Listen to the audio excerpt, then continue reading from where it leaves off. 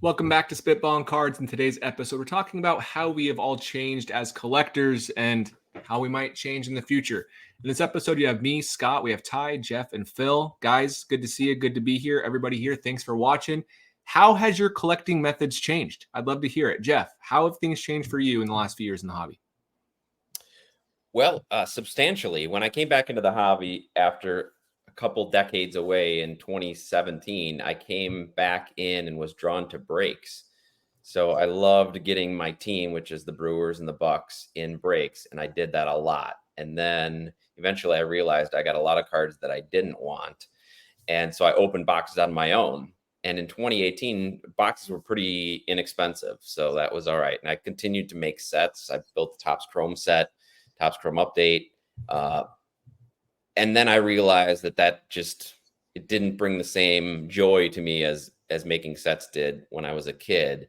So I started collecting more singles and wax. So I like collecting the boxes and keeping them sealed, and also moving into singles, because then I could just track certain players that I like to watch, that I like to follow, either in fantasy baseball or watching in real baseball. So that's my collection. My collecting is kind of veered towards that, trying to focus on players that I like to watch and that I think have a Hall of Fame track potentially. And yeah, that's where I am now. So I'm enjoying it. And it's also feels like it's a little more organized and a little more of a straight lane. Cool. I like it. I think we all start out relatively similar to what you just said, right? We open up boxes, we join breaks, we get excited, and then we realize it's not the best ROI, which is a fun realization to have. Ty, how has your collecting changed over the years? I have finally been starting to actually get some focus. I've had a bad case of, I call it Pokemon syndrome. Just got to catch them all. I like so many different things. I like sports cards. I like even some non-sports cards. I like eclectic stuff. I don't want to call it like a vintage phase, but like I started to actually appreciate vintage a lot more. And I got to the point, probably moving for the 8th time in 8 years, where I was like, I've got too many cards. And so taking the time to slow down and add them to my market movers collection and put shelving up in my office is like, I've just kind of focused. I've refocused and I've gotten a clearer picture of what I like. I started my Stadium Club Instagram account, which has been a lot of fun. Like that was something that I started and I was like, I think I'm going to get into this. And the more that I've done it, the more I've just been really enthusiastic about it. I like the photo, the imagery. Photography has very much solidified a place in my mind as almost like a non-negotiable now on most cards that I buy. Like if the photo is bad, I don't really want it. Whereas in the past, maybe that wasn't part of the litmus test. I really like color match cards. Overall, I think that's just been the biggest evolution for me, is focusing and even deciding to actually part with things that I maybe thought I never would, just because I finally realized this doesn't fit my collector profile, my collector identity anymore. I've noticed. So do you feel like you're as big of a Drummond collector as you used to be, Ty? Well, I wound up getting almost every Drummond I ever needed. I mean, at one point he was cheaper too, believe it or not. I mean, his cards have more than doubled, like since I started buying them a few years ago. You know, they just have, like, a lot of basketball stuff did go up. So no, I just haven't been picking up as much of his stuff. I'm even going to be selling some of it, just like some of the stuff I'm less enthusiastic about, and have shifted that attention into other athletes and other products that I like a lot more. Yeah. If you were joining the hobby now, would you gone after all the Drummond cards like you did, or would you probably not have that same approach? No, I probably would have stayed in my original focus, which started out almost exclusively as like rainbow chasing and Prism and Optic and Select. Like it was 3 products, and that was pretty much my exclusive focus, was just trying to complete these rainbows. And then I started like layering in other stuff. I'd have a handful of the one-of-ones that I still have, but everything else I probably would have like left to the side. What's interesting is I haven't gone after a ton of like patch autos of Drummond. I have a good number of them, but it's never been my primary focus.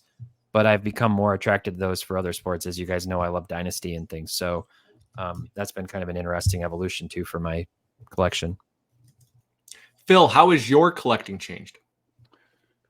So since 2021, I'd say it's been a slow but consistent consolidation, where I've moved away from the whole idea of the quick flip. So buying on like low fee platforms, which I had a lot of interest in. So low or no fee platforms like Instagram, Facebook, MySlabs, ComC. It's not as important to me because I plan on holding these cards for longer. So the entry point isn't as critical for on the buying side of things. If that makes sense. So another thing I'm doing is I'm not really treating these cards as investments as much. I'd say like my mentality there is I'm like pre 2018, my mindset. Where in 2018, I was buying a lot to flip to make money. Where now I'm like, well, I could potentially make money on this, or I might be holding this for 5-10 years, not, 6, 7, 8 months before I'm like, I got to sell this to free up some money to buy something else. So, buying fewer cards and buying also more important, specific, rare cards, like actually having a targeted chase versus there were times and I did this in like 2014, 2015, where I would just go to eBay and I would just search Bowman Chrome Auto BGS 9.5. And based on the number of cards that were available back then for sale and that were printed, you could actually go through the entire, like all the auctions for the night.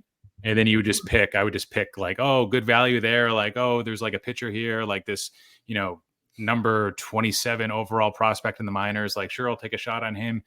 Where now it's a bit more concentrated on like, specific Bowman Chrome Auto parallels, perhaps a little bit of Dynasty, but probably not the newer stuff.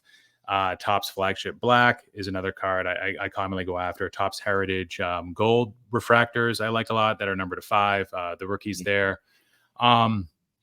So, really moving from like the 6 to 18 month holds to like the 2 to 10 year holds. And like whenever I go to a card show, this doesn't always happen, but it happens a lot. Like this is advice to viewers. Like if you ever have a hard time parting with your stuff, you feel connected to it, but it's not the right, it doesn't feel right. You're like, well, I don't want to get rid of it because I'm into it for this, or this card isn't that important to me. I don't need it 5 years from now, but I just got it.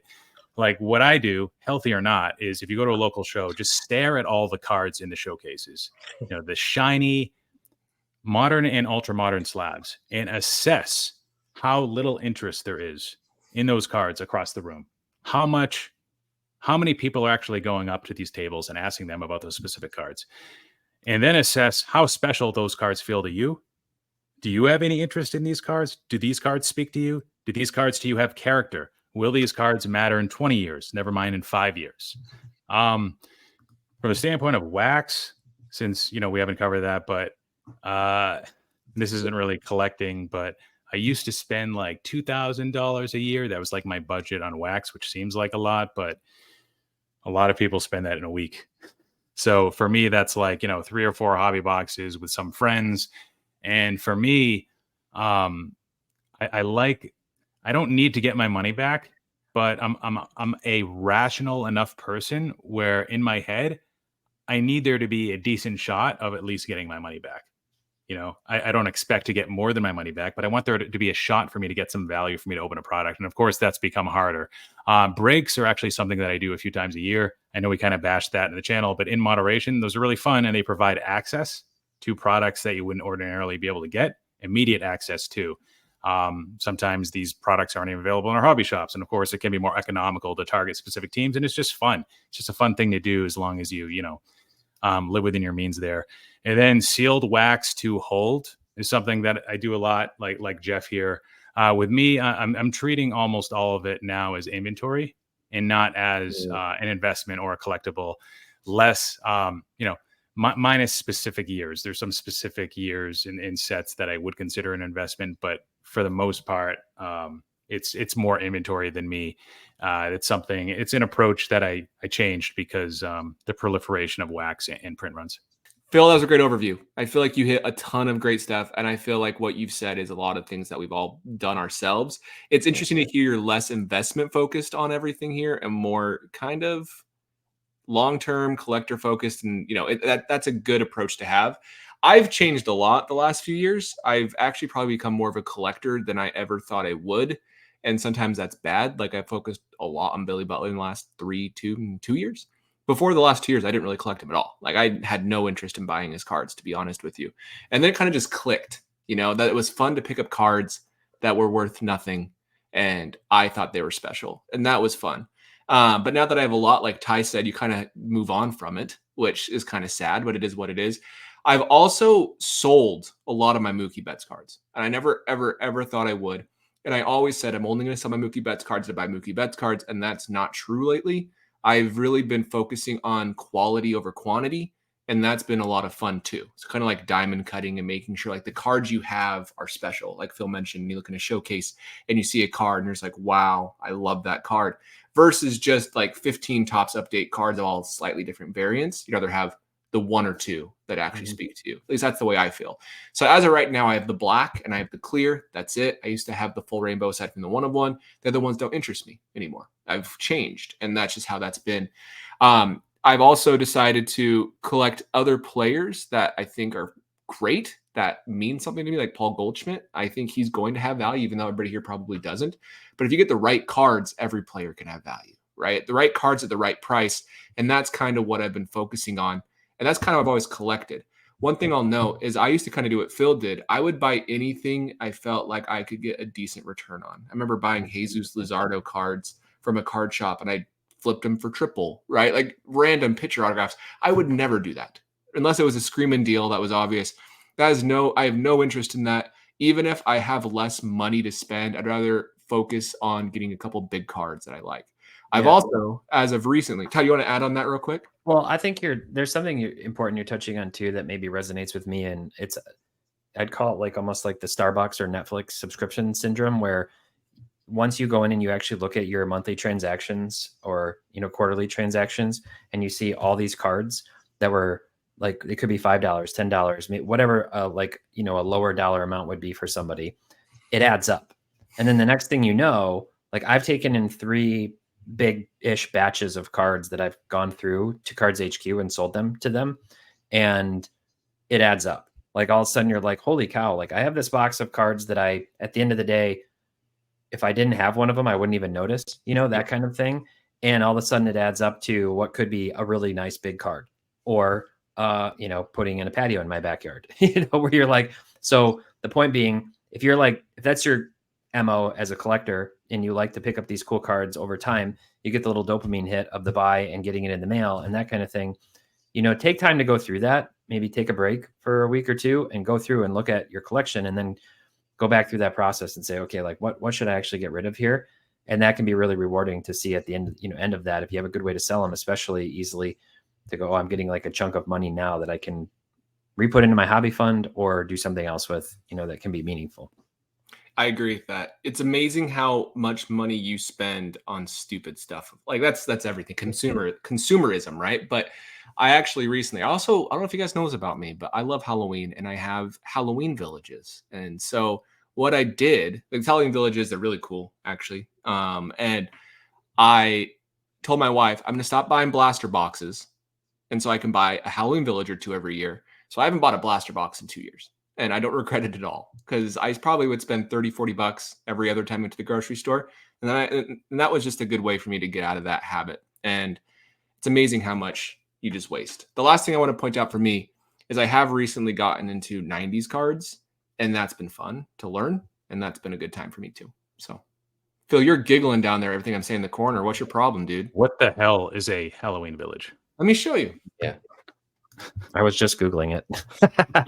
You guys know what I'm talking about? It is what I thought it was. It's just like a little village. A playset. I'm a collector, guys. I have random collections that I have. This is only the start of it. Let me show it to you real quick. So you can actually put them out, little figurines, and it's a little nice village. It looks pretty cool. My internet's being slow, and so it's hard to keep hyping these up without showing them. The one I got this year was a movie theater with Frankenstein and the Bride of Frankenstein walking out with popcorn. Thought that was pretty clever. All right, so here's kind of what I'm talking about as you guys are making fun of me. Freaking collect baseball cards. But here it is. This is one I bought. It's a Fright Night Cinema, and there's like the Blob and Dracula and Wolfman, and they just light up, and they have animation. I think they're pretty cool. So I've always collected these ever since I was a kid. My mom had them, and I've loved them ever since. It's that line from Old School, like, well, what are you doing this weekend, Frank? I don't know. Going to Home Depot, maybe Bed Bath & Beyond, maybe Michael's, buy some Halloween stuff. Oh, like look at this. Look at the clever details. Do you want me to edit this whole section out? No, Phil. This is cool. People need to know that we have a life outside of cards that's equally Like nerdy. and subscribe. So, anyways, Oh. that's what I'm talking about. Anyway. I have an interesting chart I'd like to share that Okay. will take 2 seconds to kind of show that I think is actually pretty insightful about collector evolution. I did a video a couple years ago that did pretty well on the Market Movers channel, and I went through a whole bunch of sort of philosophical information. But this sort of points to kind of the evolution over time. So let me explain it real quick. It's on a matrix. So you have high price cards, low price cards, pretty straightforward. And that's just like a high variety of cards and a low variety of cards. So when people first get back into this, there's like that nostalgic factor. You tend to gravitate a lot of people toward what they knew. And then they evolve and they're like, oh, what else is out there? What's new in the card market? And they start to move toward more variety, maybe spending a little more money. I think, Jeff, that kind of encapsulates getting into some breaks, like getting your feet wet. And then you're all of a sudden you've got a bunch of cards and you're like, well, crap, is any of this good? You know, like I don't actually know what's new or what's going on. So you move into this space of maybe more money, and all of a sudden there's some consolidation. You're paring down to what you really love. You're dumping the regrets and you're consolidating back lower variety into more high dollar cards. Then many people end up having a vintage phase. They start to appreciate vintage cards. Maybe not a ton of them, but they get their Millie Mays or their Mickey Mantle or, you know, Satchel Paige or whatever. And then another consolidation comes. This is kind of what I call the 2 to 5 year life cycle. And this really resonated with a lot of people. It may not be totally accurate for everybody, but if you were to sort of rubber stamp the progression that a lot of people go through, I think this is it. And there is a ton of conversation this year on the Sports Card podcast world about this big C word. Consolidation is the hobby word of the year, in my opinion, in the podcast world. And I think it has everything to do with the fact that we had so many people get back into cards in 2020, 21 that are now at this point, and they're saying, let me go to some stuff that'll actually have some staying power long term. So I don't know if you guys have any thoughts on this or if any of this resonates with you, but I thought this is a pretty good little summary of that journey. Subconsciously, I've definitely moved through a lot of these. I never really had a vintage phase, though. You've got a few vintage cards. I have one or two special cards, but that's it. The first 4 for all of us. Maybe not the exact plotting, but I like the concept. I think it definitely holds true. 5 and 6. Why would you ever want to go to 5? Only for smart. You have a functioning brain with enough brain cells, you would, which we don't. But yeah, 1 through 4, this is really cool. I love what you've done here. I will say I've also kind of think I'm hitting the second consolidation phase right now because I am okay having 15 amazing cards. Like literally just 15. That's great. That's great. That's kind of where I'm at right now is I look at my case and it's kind of sad seeing empty rows, like multiple empty rows, but it's like the cards I have for like my long term that aren't in a binder are cool. And I love all of them. And that's a good feeling versus look at this one, and none of them really have a story. So. Yeah, I think I've been doing consolidating the last couple of years, and I'm probably, like Scott said, in my second consolidation. I've just been sending a lot of cards off through consignment, which for me has been a great way to just kind of get them out of sight, out of mind. And sometimes it's hard to send them off, but once they're gone, I rarely think about them anymore. So that's encouraged me to keep doing it until I get to that point where there's something I would really miss. If I don't miss it, then I'd rather have something that I could be excited about. It's amazing what cards you don't miss. Right. It's you think you're kind of like your babies, and then all of a sudden you don't even care that they're not there. It's so interesting, but it's nice when you do find the one that you know you will miss. So when it goes up by $20,000 a week after you sell it, you miss it a little more. But other than those weird spikes, which don't happen anymore. What happened to you? What card went up 20 grand? I still tripled my money on the card, but it was a Mike Trout Bowman Chrome Auto. So yeah, and it was a little manipulation. It was during the ESPN was putting out like, where does Trout rank best ever? And was he number 3 or number 5 on that list? This is I think this is 2021 or 2022 when they published this. Had to be 21. Yeah, I think so. And then like by like January or February, that specific card just went nuts. But I mean, you can't time the peaks, right? If you already No. do okay on the card, then why does it matter? And now the card's down way less than what I sold it for. So I feel pretty good, but like, yeah, it was hard to sleep a little bit for like, that's like kind of like, if not life changing, then very, very important money. Like just that money you missed out on. Like, like we could have paid for the deck with this. Imagine Like the you people. feel silly. Imagine the people who sold like the LeBron exquisite rookies in like 2008, right? And all those I'll cards. tell you. Oh, Yeah. that's the hard thing to. Or the people who could have got out of NBA Top Shot with a huge profit. Yeah. There's so many things. We should do a video sometime on our biggest regrets or shoulda, coulda, wouldas. It'd be a good conversation. I passed on a $200 box that I wanted to rip for fun to instead basically have it go to charity that turned into producing a $100,000 Wolverine card. No, it didn't. Yeah. So we can all go down this path and torture ourselves. Yeah. Yeah. So that Trout pump was actually 2022, and I remember that because it didn't coincide with the rest of the boom in 2021. It was people like cross sport collectors that had gotten burnt on basketball and football that were looking for a path to safety. They're like, "Ooh, baseball's got a lot of collectors; it's safe." And like Trout was like the guy to buy, even though he had been injured a lot. He still went up for no reason. Well, he was the flight to safety. He was like the value guy to buy in the off season. And you'd see rotation into him often in like that January timeframe. Like the 2 years prior to that, the same thing happened with him. Like guys getting burnt on prospects in baseball or in other sports, move their money to him. He's no longer that safe haven though. I don't even know how to value Trout cards right now. It's tough. Like, what's his legacy? Like, I love Mike Trout and I want him to be awesome. And I hope he gets to a World Series when he's finally healthy in his mid-30s. But it's tough, man. Trout's kind of a scary buy. Ohtani's what Trout could have been, I think, in regards to card values. I don't know. Yeah, like sometimes I think like, what if he would just stop playing now?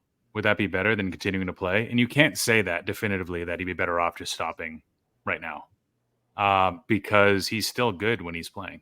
So Yes, this is very different from Albert Pujols kind of like tailing off. Rare. But how long is Trout going to be able to play at a high level when his body doesn't work anymore? Like that catches up to you.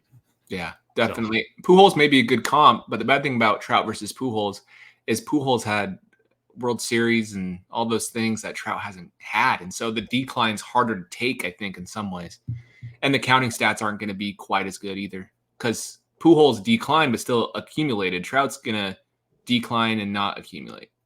It's tough. Yeah. 700 home runs versus he'll get to 500. Low to mid five. Yeah.